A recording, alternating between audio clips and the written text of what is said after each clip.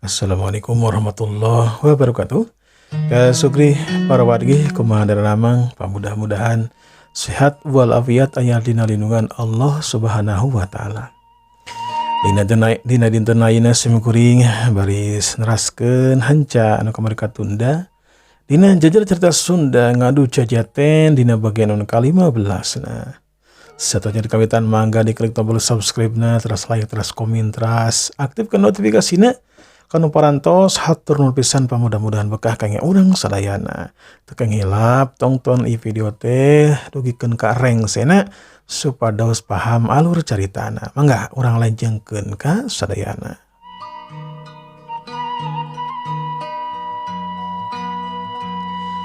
Mangsa alam harita pabeberang. Kira wanci mah jam 11 beurang harita. Neng cucu sabadana menang katerangan tesiarkan ngeunaan kumacarana sangkan boga tenaga lapis. Lantaran percuma bisa kena ilmu silat oge, bisa kena gerakan silat anu memang hasil ningali kasakabeh murid-murid anu kerlatihan ilmu silat di paguron seuneu mun tia mah neng cucu teu boga tenaga lapis. Mata harita neng cucu teh sabadana meunang katerangan tesiarkan harita manehna asup ka jero imah. Sabada kitu mah minta izin kanu jadi bapana nya teh Mang Ajay jeung kanu jadi indungna nya teh Amina. Yen manehanana teh hayang jalan-jalan cenah ka sawah atawa sakapeung mah ka kebon. Sawah jeung kebon teh tempatna memang henteu jauh. Tujuan yang cucu teh naon? Yen dirina teh hayang latihan ilmu silat, hayang bisa kana tenaga lapis. Jurus-jurus anu geus dipibandanya teh jurus awak geni teh ya. Percuma ari teu boga tenaga lapis mah. Mang Ajay jeung Ibu Aminah harita ngijinan nya anu saterusna mah neng cucu teh leumpang sosoranganan ka deketeun sawah. Didinya memang aya hiji saung leutik geus disadiakeun ku Mang Ajay oge. Malahan mah anu nyieunna oge biasa we para murid-muridna. Neng cucu harita diuk di saung dina talupu harita teu poho manehna oge mau bekel sok bisi balikna sore. Neng cucu harita sila bari jeung nyedakepkeun leungeunna manehanana munajat. Munajat kena kawasa sangkan dirina teh dibere kemampuan tenaga lapis sangkan ilmu silatna teh mancing atawa ngahiji jeung badana. Neng cucu memang termasuk wanoja anu cerdas. Teteh laku sakali dekulan oge haya meureun jarak waktuna sajam geus karasa. Neng cucu harita karasa badana teh jadi panas. Tenaga lapisna geus museur harita mah kana dua leungeunna. Nya kulantaran geus karasa yen dua leungeunna teh aya karasa-karasa panas, kerenyet panas anu antukna mah neng cucu harita ngabeuntakeun dua panonna saterusna mah harita hut-het bari jeung diuk. Cat hut-het. Leungeunna harita digerak-gerak ka luhur ka kenca, ka tuhu ka handap terus dikitu-kitu. Kumaha we jalma nu keur latihan ilmu silat. Cilung neng cucu harita kaburuan saung.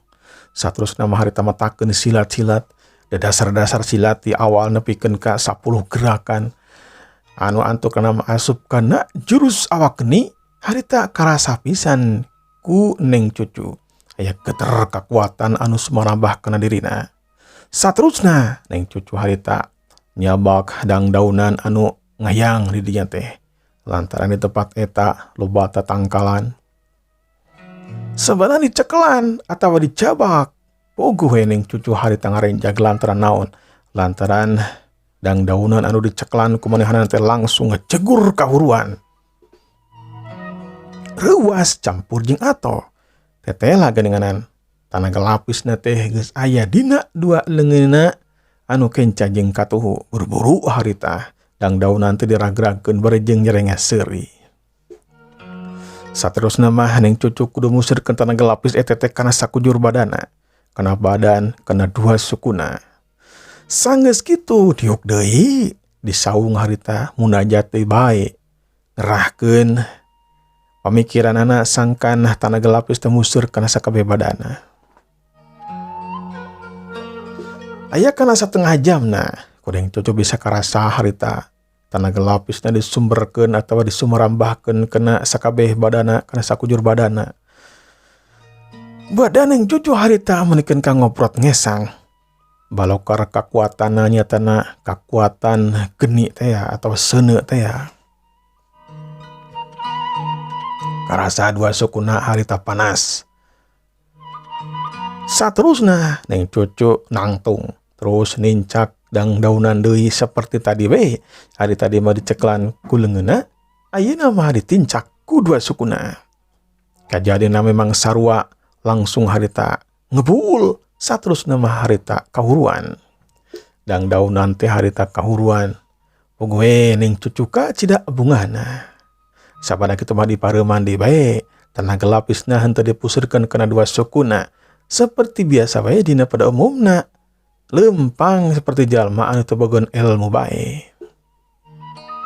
Nya sanggeus ngarasa cukup mah neng cucu harita miang ngajugjug ka lemurna atawa ka imahna. Kasugri para wargi cag urang tunda heula neng cucu sakulawarga ayeuna urang kocapkeun di lembur batu.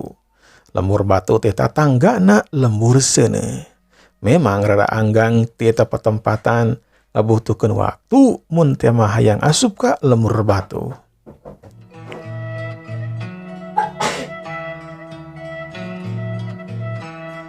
Di lembur batu sami seperti hana di lembur seuneu aya pamimpin paguron nyatana mengbana. Paguron anu katelah paguron batu disarwakeun we jeung ngaran eta lembur. Sedengkeun pamajikanna mangbana teh anu katelah BMS.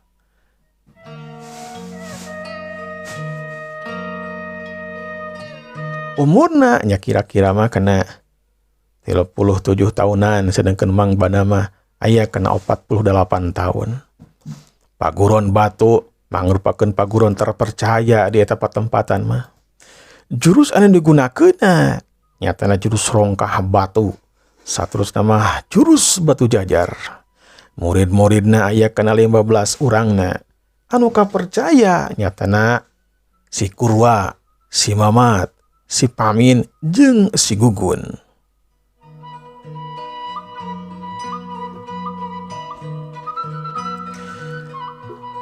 Mangbana jeung BMS ngabogaan budak anu katelah Mura. Si Mura mangrupakeun lalaki umurna sarua we jeung cucu nyatana 17 tahunan atawa kira-kira mah 15 tahun 17 tahunan we lah sakitu. Ari si Mura mah dididik ti awal keneh ti mimiti keneh ku mangbana. Nebikeun ka harita si Mura geus ngawasa sakabeh ilmu anu jadi bapana. Sedangkan murid-murid nama anu geus ngawasa sakabeh ilmu na mangbana teh nyatana ngan opatan. Sedangkan anu sejenna mah masih keneh tahap latihan we. Hayang nyusul atawa sangkan nyusul ka si Kurwa, si Mamat, si Pamin jeung si Gugun.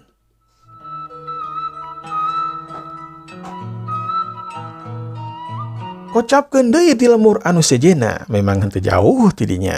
Gugun julukan lemur teh. Nyatana lemur taneuh anu dipingpin atawa di pupuhuan, di luluguan nyatana ku Mang Tata. Ngaran pagurona sarua seperti halna tempatna nyatana paguron taneuh. Jurusna nyatana jurus pengendali taneuh ieu mah. Jurusna ngan hiji nyatana bisa ngendalikeun taneuh. Bisa dibentuk taneuh teh seperti naon bae sakumaha kahayang anu mibanda eta jurusna.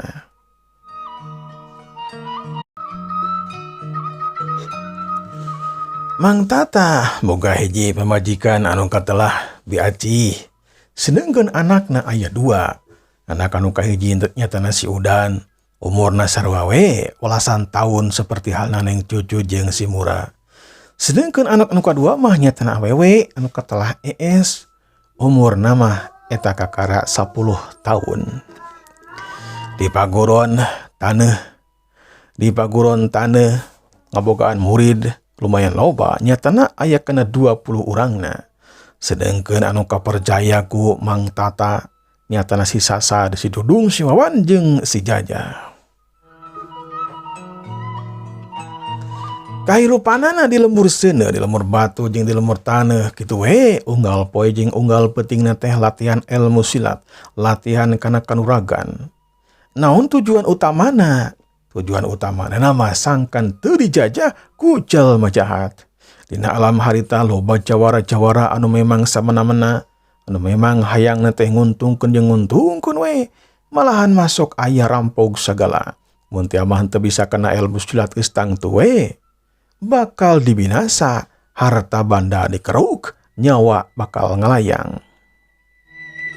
Ngan anu tiluan ieu teh atawa di lemur anu tilu ieu teh sesembahanana memang lain ka Allah Subhanahu wa taala.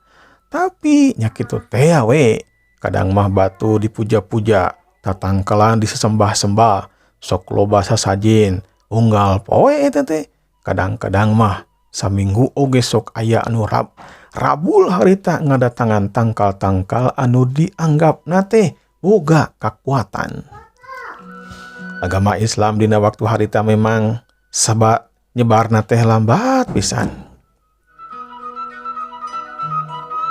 Jadi kalau mor ieu mah kadang-kadang memang kadenge eta ge sok aya anu nyebarkeun, tapi sabulan-sabulanna teh kitu we camplang. Duga kunaon ya meureunan can aya nu nyebarkeun we dina waktu harita mah.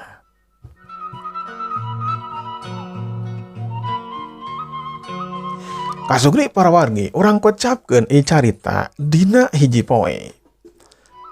Dina eta poe kabeneran ponon poe teh harita mah beracaang, cekas, langit oge lenglang teh tedeng aling-aling. Ketua pagurun nyatana Mang Ajay, Mang Bana jeung Mang Tata harita sepakat di kumpulan cenah dek ngayakeun hiji acara. Pikeun naon? Pikeun ningkatkeun babarayaan, pikeun ningkatkeun kemampuan ilmu silat. Anu intina nama hayang diayakeun ngadu jajaten di antara tilu paguron. Nyatana paguron seuneu, paguron batu jeung paguron taneuh. Anu tiluan teh sabadana papanggih sapuk we yen acara ngadu jajaten teh bakal dilaksanakeun 5 poe deui ti harita. Di mana tempatna? Palabah dieu mah tempatna teh ulah di lemur seuneu, ulah di lemur batu, ulah di lemur taneuh. Tapi kudu nyieun tempat khusus eta mah palagi ngadu jajaten we. Nya anu antukna mah Mang Ajay, Mang Bana jeung Mang Tata teh neangan tempat anu sakira-kira cocok dipake ngadu jajaten. Kebenaran henteu jauh tidinya aya tempat anu lega. Eta tempat teh henteu jauh ka ditu ka dieu, pas we aya di tengah-tengah. Jalma-jalma nyatana murid-muridna Mang Ajay jeung Mang Bana, Mang Tata harita dararatang ka dinya. Saterusna eta tempat teh dibersihan, dirapih-rapihkeun. Pakalangan tarungna didinya loba jujukutan. Aya oge anu taneuh seperti biasa bae taneuh. Anu tiluan teh sapukeun bae didinya we, cenah pokona nama dek taneuh langsung atau jujukutan didinya we. Tempatna rata, tempatna hade. Mun ditingali kana ukuran mah eta tempat teh aya kana 50 persegina, 50 meter persegi, itu gede. Sakitu malah luasa mun dipake ngadu jajaten. Sakabeh jalma harita garawe menikeun ka suhudna keur dititah ku pamingpinna masing-masing. Nyieun tempat pikeun engke diuk, dijieun. Nyieun tempat pikeun nyuhan oge dijieun. Nya sabada beres mah bebersih didinya, sabada beres mah ngarapih-rapihkeun eta tempat. Kabehanana harita baralik ka imahna masing-masing atawa ka paguruna masing-masing. Dina hal ieu mah anu rek asup ka pakalangan tarung teh kudu ditangtukeun nyatana ulah loba-loba teuing cukup we 5 urang ti masing-masing paguron ulah loba-loba teuing da imah cenah tahap kahiji dina ngadu jajatena. Beja ngeunaan ngadu jajaten ieu teh sumebar harita ka tempat anu sejen, nyebar ka ditu nyebar ka dieu, malahan mah nyebar ka lemur angin. Nyatana lemurna si Mandaka. Si Mandaka dina waktu harita ngadenge harita babaturana ngobrol. Yen cenah di lemur sejen mah aya acara ngadu jajaten. Ugue si Mandaka teh katajieun. Si Mandaka teh hayangeun hangiluan. Dina waktu harita si Mandaka kebeneran keur ngumpul jeung anu jadi kolotna. Pok harita si Mandaka cumarita ka Mang Surya jeung ka Bidarmini. Punten Bapak, kami teh ngadangu ya teh. Cenah mah di lemur sejen aya acara ngadu jajaten. Abdi teh hoyong ngiringan. Bapak, kumaha tah tiasa teh, mak tiasa teh. Ngadenge kegecapan si Mandaka samodel kitu, Mang Surya harita ngahulang heula sakedeung. Sapada kitu mah harita pok cumarita. Ya, ari kayang hidup samodel kitu mah teu naon Mandaka. Ngan pokona mah beupeujeu we ti Bapa mah. Ade hati-hati lantaran lawan teh datang tuh moal asa-asa neungeul ka maneh. Moal asa-asa deui ngarengkas. Mindo jeung sajabana cing hati-hati we. Iraha cenah eta teh waktuna. Nyamun salse mah Bapak ge hayang milu ka ditu. Eta teh waktuna teh cenah 5 poe di ti ayeuna cenah teh Bapak. 5 poe di ti ayeuna jadi pas kagenep poena tah berarti kudu ka itu. Oh 5 poe deui. Nya teh naon lah. 5 poe mah berarti poe naonnya ka itu teh? Poe Ahad mernya. Nah, jika na poe Ahad beneran Bapaknya. Ya pokona nama pame Bapak teh mah bade ngiring alhamdulillah. Pami teh mah moal nya teh naon abdi bade nyari rawe ka ituna. Ya kudu atuh Bapak kudu menjadi sponsor atuh. Kudu menyupport kamu atuh Mandaka. Benar. Ceun bae, mah jeung Bapak rek itu ningali kana kahematan ujang di ditu. Aduh, hatur nuhun pisan Bapak. Aduh. Kan weh abdi bade Widya oge ka Bahjagata. mamana wiane Bapak. Siapa oge bade ngiring ngadukung abdi. Heeh, Jung, halus mun kitu cara nama. Punten atuh permisi lanya Bapak mah. Assalamualaikum. Waalaikumsalam. Waalaikumsalam. Sapada kitu masih Mandaka harita turun kaburuan. Kedik gue indit harita teh lempang dek ka imahna Bahjagata.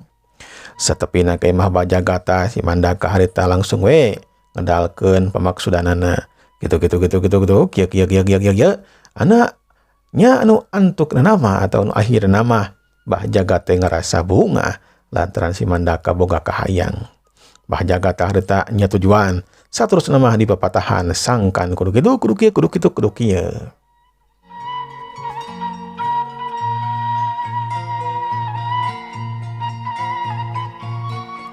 Kasugri para wargi panjang namang salam dina ujaring icarita teka caturkeun ayeuna urang ringkeskeun bae. 5 poe ti harita si Mandaka, Bahjagata, Mang Surya, Bidarmini jeung anu sejena harita lalempang dina jalan satapak ngajugjug ka lemur seuneu, ngajugjug ka lemur batu jeung ngajugjug ka lemur taneuh. Memang acarana teh henteu jauh ti dinya.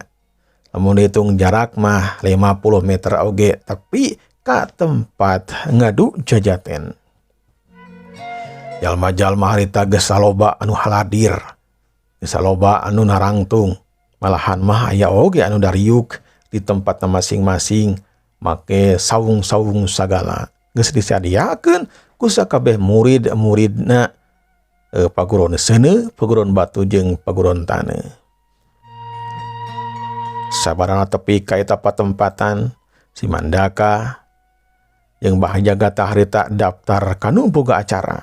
Kudu boga acara ditarima, langsung harita diasupkeun ka jago-jago anu bakal tarung dina waktu harita.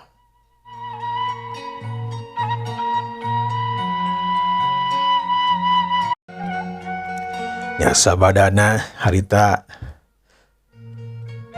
jalma-jalma teh daftar ka panitia acara langsung dituliskeun, langsung harita diasupkeun kana daftar anu bakal tarung.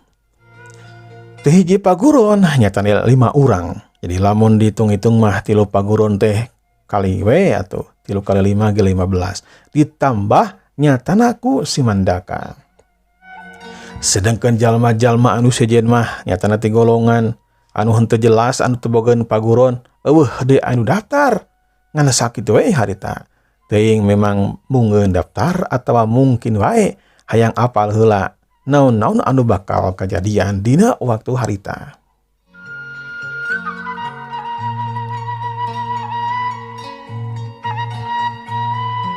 Hok harita Mang Ajai Cumarita selaku panitia acara anu memang geus ditunjuk harita ku 3 paguron teh. Kompak yen Mang Ajai kudu muka acara. Hadirin anu sami hadir dina ieu patempatan, kula ngarasa bunga lantaran dina poe ayeuna diayakeun ngadu jajaten. Anu tujuanana nyata pikeun ningkatkeun kemampuan ilmu silat. Mun tia mah eleh kudu sportif, mun tia mah unggul ulah sombong jeung adigung-adiguna. Kabehanana ge boga kesempatan pikeun naon? Pikeun jadi jawara anu hebat. Takuhana kitu supaya henteu nyangkolong teuing kana waktu, urang mimitian be ieu tarungna. Urang buka ieu acara. Cileger harita aya sora goong di sada. Saraya harita teh sura koprok menikeun ka rame pisan. Jalma-jalma harita menikeun ka moyeg. Memang di dinya teh selain ti anu arek ngalaksanakeun ngarujajaten, loba oge jalma-jalma anu ngahaja dagang ka dinya dageus kabejanakeun ka ditu ka dieu kalamur sejena. Jadi aya wae anu dagang teh ka dinya. Ya lumayan be lamun tia mah keur kaparengan lapar bisa barang beuli. Euleuh waktosna komdango. Wilujeng kantun kasedena. Wassalamualaikum warahmatullahi wabarakatuh.